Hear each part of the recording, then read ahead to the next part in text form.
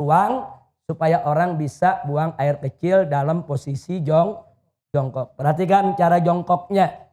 Perhatikan cara jongkoknya. Perhatikan, sengaja ini saya tarik biar kelihatan kakinya. Perhatikan cara jongkoknya. Jadi kalau kita baca kitab Kifayatul Akhyar sampai cara jongkok diajarin. Saudara. Cara jongkoknya itu perhatikan. Jadi ini kiri ini kaki. Jadi kita punya paha, ini pantat kita, ini diri di atas kaki kiri. Ini tegakkan. Begini cara buang air kecil. Seperti ini. Nah, karena kalau Anda lakukan seperti ini, insya Allah buang air kecilnya tiris. Kita jauh dari penyakit silisil bol. Nah, penyakit yang kencing gak habis-habis. Coba kalau Anda tidak tiris, ya perasaan kalau kita jongkok aja biasa, kencing, selesai. Saudara, nah begitu selesai, kita ambil wudhu dan lain sebagainya. Tanpa terasa, kadang-kadang air kencing masih keluar. Ngetesnya gampang. Cara ngetesnya, Anda kencing jongkok biasa. Nah, setelah jongkok biasa selesai, Anda cebok, istinja, Anda keringkan, Anda taruh kapas. Tes saja atau taruh tisu.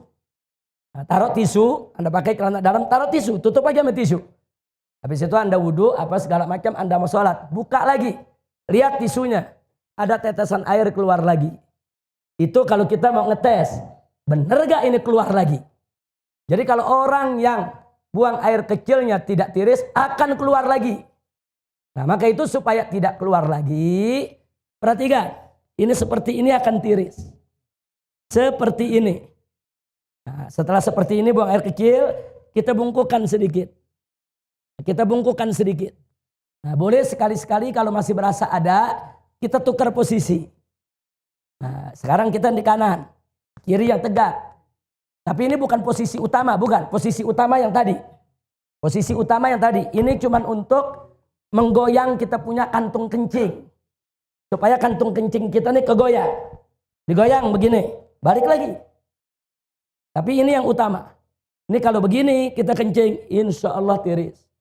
Tidak akan tersisa lagi. Kira-kira jelas tidak?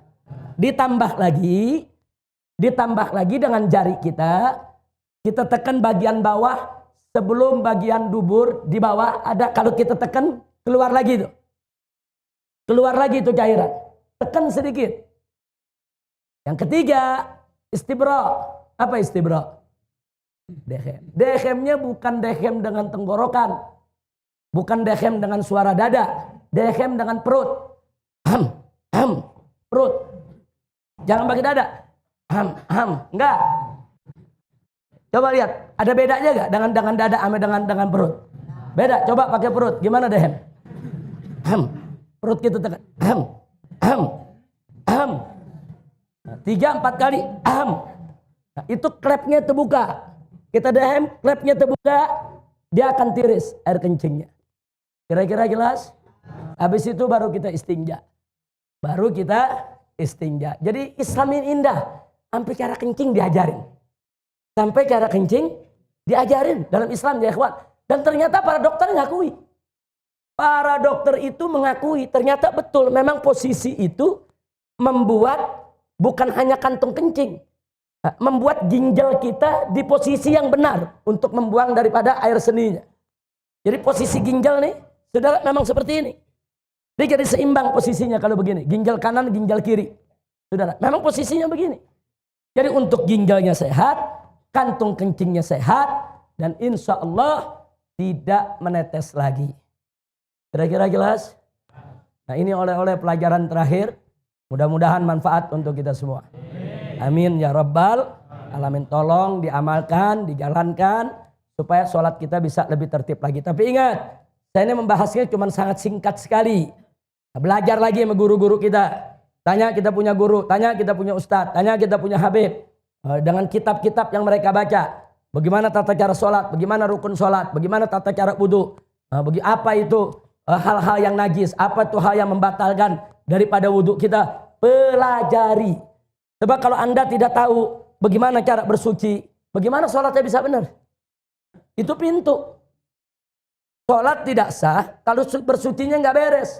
Pelajari dulu bagaimana cara bersuci, bagaimana cara sholat. Jangan sampai kita tidak tahu.